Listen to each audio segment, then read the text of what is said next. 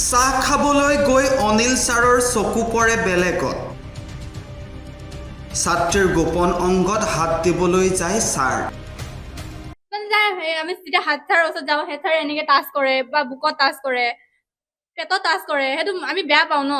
নীলাজ প্ৰধান শিক্ষকৰ কাণ্ডত অতিষ্ঠ বিদ্যালয়ৰ ছাত্ৰী। ছাৰ বেয়া মানুহ, ছাৰ এটা লম্পট। ছাৰে কৈছে এইটো কৈছে বাঢ়িলে হয়, কৈছে এয়া তোমাৰ কৈছে হৈছে। মই বোলো ছাৰ এনেকুৱা নহ'ব পাৰে, মোৰতো তেনেকুৱা ফিল হোৱা নাই ন। মৰিগাঁৱৰ এগৰাকী প্ৰধান শিক্ষকৰ কৰ্মকাণ্ডত লজ্জিত শিক্ষক সমাজ। প্ৰধান শিক্ষকৰূপী লম্পটৰ যৌন নিৰ্যাতনৰ বলি বিদ্যালয়খনত অধ্যয়নৰত একাধিক ছাত্ৰী। ছাৰে একদম ওচৰত মাতে, আমি নাযাওঁ বুলিয়ে কওঁ ছাৰৰ ওচৰত, একদম ওচৰলৈ মাতি লৈ আহে, একদম ওচৰলৈ মাতি ল'ব। তাৰপৰা মোৰ হাতখন দিব, বুকুৱে চুকুৱে বহুত টাচ কৰে, হাত চাৰ অতদিলে চাই আকৌ বায়ে পুতি দিয়ে, আৰু মোৰ হাতখন ল'ব, নিজৰ কঁকাল তললৈ লৈ যায়, হাতখন অতুৱাই কৈ দিওঁ, তেওঁ হেড ছাৰ এজনে পুৰা হেৰি কৰে, আৰু মোৰ গাঁৱৰ বাকেইজনীকো হেৰি কৰে। ঘটনা সন্দৰ্ভত বিদ্যালয় পৰিচালনা সমিতিয়ে অনুষ্ঠিত কৰা বিশেষ সভাত ছাত্ৰীসকলৰ অভিযোগ অকপতে স্বীকাৰ প্ৰধান শিক্ষকৰ। 22জনীমান ছোৱালীয়ে চুৰি কৰি পেলাই এখন দৰখাস্ত দিছে। তাৰমানে আমাৰ স্কুলৰ প্ৰধান শিক্ষক অনিল নাথে তেওঁলোকক নিৰ্যাতন কৰিছে।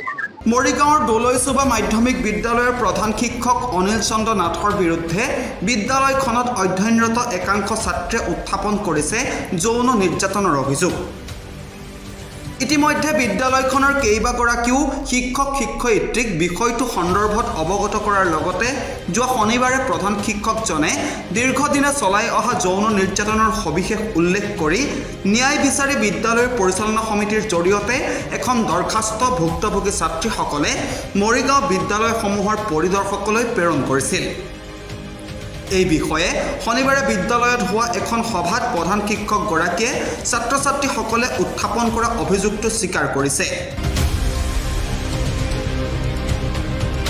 আনহাতে বিষয়টো সন্দৰ্ভত যথোচিত ব্যৱস্থা গ্ৰহণ কৰা নেদেখি মৰিগাঁও জিলা ছাত্ৰ সন্থাত আন এখন দৰখাস্ত ভুক্তভোগী ছাত্ৰীসকলে দাখিল কৰা সূত্ৰে আজি বিদ্যালয়খনত ছাত্ৰ সন্থাৰ এটি সজাতি দল উপস্থিত হৈ পৰ্যালোচনা কৰাৰ লগতে দোষীক দৃষ্টান্তমূলক শাস্তি দিয়াৰ দাবী উত্থাপন কৰিছে। সমগ্ৰ ঘটনা সন্দৰ্ভত বিদ্যালয় পৰিচালনা সমিতিৰ সভাপতি, বিদ্যালয়খনত কৰ্মৰত শিক্ষক শিক্ষয়িত্ৰী আৰু ভুক্তভোগী ছাত্ৰীসকলে ভিন্ন ধৰণৰ ভাষ্য আগবঢ়াই সংবাদ মাধ্যমৰ আগত। বৰ্তমান স্কুলৰ যিটো পৰিস্থিতি খুবেই দুখজনক। আমি কোনো শিক্ষকে বৰ্তমান ক্লাছ কৰিব পৰা নাই, যিটো শৈক্ষিক মহল কাৰ দুখ কাৰ ভুল সেইটো বিচাৰকে বিচাৰ কৰিব। কিন্তু বৰ্তমান পৰিস্থিতি যিটো আমি শুনিবলৈ পাইছোঁ, এগৰাকী ছাত্ৰী, তেওঁৰ নামটো নকওঁ বাৰু, তেওঁ ছাত্ৰীগৰাকী মোলৈ বিশেষভাৱে মেছেজ প্ৰেৰণ কৰিছে যে ছাৰে তেওঁক কেনেকুৱা ধৰণৰ, এতিয়া গোটেইখিনি কথা হয়তো মোৰ মুখেদি ওলাই নিব, মেছেজটো মোৰ তাত আছে, যিখিনি তেওঁ ভুক্তভোগী হিচাপে তেওঁ ঘৰত গৈ কেনেকুৱা কি কৰিছিলে, তেওঁ যিখিনি সকলো আগত ক'ব নোৱাৰিলে আৰু তেওঁ মোক মেছেজ আকাৰে মোক জনাইছে, যিখিনি শুনি আমি দুখিত। কাৰণ ছাৰ আহিছে, আমি ছাৰক যিমানখিনি ৰেচপেক্ট কৰোঁ, ছাৰৰ প্ৰতি তেনেকুৱা ধৰণৰ আমাৰ কাৰোৱেই নাছিল, আমাৰ ষ্টাফৰ কাৰো লগত তেওঁৰ ব্যক্তিগত একো আখেজো নাছিলে। কিন্তু আমি ছাত্ৰীখিনিৰ পৰা জানিবলৈ পাই আমি বৰ্তমান এছএমডিচি জনাইছোঁ, তেওঁলোকে কেনেকুৱা ধৰণৰ পদক্ষেপ লয় সেইটোহে লক্ষণীয়। সেইসকলে আমাক জনোৱা মতে প্ৰধান শিক্ষকে হেনো তেওঁলোকক আজি কিছুদিন ধৰি মানে বিভিন্ন ধৰণৰ মানে তেওঁৰ কক্ষলৈ মাতি নি বিভিন্ন ধৰণৰ মানে কি কয় ছেক্সুৱেল হেৰাছমেণ্ট আৰু কাৰোবাৰ ঘৰতো গৈ তেনেকুৱা কৰিছে বুলি আমাক জনাইছে। আৰু সেইখিনি আমি জনাৰ লগে লগে আমি এছএমডিচি কমিটিক আমি প্ৰেচিডেণ্ট সহ আমি গোটেই কমিটি মিটিং বহাই আমি জনাইছোঁ। আৰু গতিকে সঁচাকৈ যদি তেওঁলোকে তেনেকৈ ভুগিছে ছাৰৰ পৰা, আমি তেওঁলোকৰ নিৰাপত্তাৰ প্ৰতি লক্ষ্য ৰাখি যাতে কি কয় তেওঁলোকে ন্যায় পায় সেইটোৱে আমি কামনা কৰিছোঁ। ৰুমলৈ গ'লে একদম হেৰি হাত চাত চুই থাকিব, একদম বহুত হেৰি কৰে। তোমালোকৰ ঘৰত যে যায় কিহৰ কাৰণে যায় আচলতে? নাজানো ছাৰ, এনেই মোৰ বাৰ মেট্ৰিক হৈ আছিল, তেতিয়া গৈছিল বাৰ লগত কথা পাতে, মোৰ লগত তেওঁতো ইমান হেৰি নাছিলে। তেতিয়া বাৰ লগতো ইমান কথা নাপাতে, মানে মোৰ লগত বেছি কথা পাতে আৰু মানে হাত চাত চুই থাকে, বুকু চুকু চুই থাকে। মই হাত চাত কটোৱাই দিওঁ, তেওঁ চাই চুইয়ে থাকে একদম। কিমান দিনৰ ঘটনা? হ'ল ছাৰ বহুত দিনে হৈছে আৰু ক্লাছৰুমত সেনেকা নকয় আমাক, কিন্তু এনে এক্সট্ৰাকে তেওঁৰ ৰুমত মাতি লৈ যায়, গ'লে হাত চাত চুই থাকে, বহুত তাৰমানে হেৰি কৰি থাকে আৰু। এবছৰ আগত মানে মোৰ এটা বেমাৰ হৈছিলে, বেমাৰটোত মানে মোৰ বুকুত মানে জাম হৈছিলে। কাৰণ বুকুত মানে জাম হ'লেকে মূৰ চুৰ ঘূৰাই যায়। ছাৰক কৈছিলে ছাৰ মোৰ ঘূৰাইছে, ছাৰে তাৰপিছত কৈছে কি এইটো কিহৰ কাৰণে হয় জানানে? ছাৰক কৈছোঁ কিহৰ কাৰণে? ছাৰে প্ৰথমতে কিবা এটা কৈছিলে, বুজি নাপালোঁ আমি। ছাৰে কৈছে এইটো কৈছে ছেক্স বাঢ়িলে হয়, কৈছে এয়া তোমাৰ কৈছে হৈছে। তাৰপিছতে মই বোলো ছাৰ এনেকুৱা নহ'ব পাৰে, মোৰতো তেনেকুৱা ফিল হোৱা নাই ন।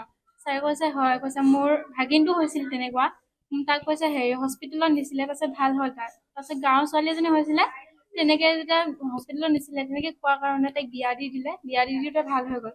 মোৰ লগত মোৰ লগৰজনী আছিলে, তাৰপিছত ছাৰক মানে কেনেকৈ ক'ব, ছাৰ আপুনি এনেকে কথা কৈছে, তাৰপিছত ছাৰে কৈছে তোমালোকৰ ভালৰ কাৰণে কৈছে আজিকালি দিনকালৰ গতি ভাল নহয়। তাৰপিছত ছাৰে কৈছে হেৰি তোমালোকে কাৰোবাক ভাল পোৱা নেকি? মই ছাৰ কৈছো ছাৰ এইবিলাক আমি এতিয়া ভাল চাল নাপাওঁ কাকো। ছাৰে কৈছে হেৰি নাপাবা কাকো। তাৰপিছতে ছাৰে মাতিছিলে এক্সট্ৰা ৰুমত, কিন্তু আমি নগলো। তাৰপিছত গৈ পেলাই মানে মোক কৈছে তুমি ওচৰলৈ আহা বুলি কৈছে। মই বোলো ছাৰ মই ওচৰলৈ নাযাওঁ, আপুনি কাৰণ মোতকৈ ডাঙৰ ন, মই আপোনাৰ তলতে বহিব স্কুলত বহিব কৈছে, নালাগে আপুনি মোৰ ওচৰতে বহাই বুলি কৈছে। তাৰপিছত মোৰ হাত টাচ কৰি আছে, তাৰপিছত বুকুত লাগিছে, আৰু তাৰপিছত কৈছে মাক কৈছে এক্সট্ৰা ৰুম এটা দিয়ক, তাইক মই এক্সট্ৰাকে কিবা কিবি বুজাব লগা আছে। মায়ে কৈছে আপুনি যি বুজে আপুনি মোৰ সন্মুখতে বুজাওক বুলি কৈছে। তোমালোকৰ ঘৰত গৈছিল মানে ঘৰত যাই এইখিনি কথা কৈছিল ঘৰতো এইখিনি কথা কৈছে। আৰু ক্লাছ ৰুমত কি হৈছিল? ক্লাছৰুমত যায় মানে কিছুমান বেয়া বেয়া কথা কয়, মানে বুজাই বেয়া সকলোৱে সন্মুখত ক'লে তোমাক ব্যক্তিগতভাৱে কয়? ব্যক্তিগত কিমান দিনৰ পৰা কৰি আছে এনেকুৱা? হ'ল বেছি দিন হোৱা নাই। বাইদেউহঁতক জনাইছিলানে? বাইদেউহঁতক জনাইছা? বাইদেউ জনাইছে, ঘৰত শুনিছে? ঘৰত মায়ে জানে, দেউতাক জনোৱা নাই এতিয়ালৈকে। বিদ্যালয়ৰ প্ৰধান শিক্ষক তেখেতৰ নাম হ'ল অনিল চন্দ্ৰ নাথ। তেখেতৰ বিৰুদ্ধে এটা যৌন নিৰ্যাতনৰ এটা অভিযোগ আমাৰ ছাত্ৰ ছাত্ৰীসকলে আনিছে। ইতিমধ্যে আমি গম পাইছোঁ যে ছাত্ৰীসকলে এইটো লিখিত আকাৰে আমাৰ যিখন বিদ্যালয় পৰিচালনা সমিতি তেওঁলোকক অৰ্পণ কৰিছে। বিভাগীয়ভাৱে ইয়াৰ পিছত যি ব্যৱস্থা লয় আৰু সেইখিনিয়ে জানিছোঁ। News desk report খবৰ.com।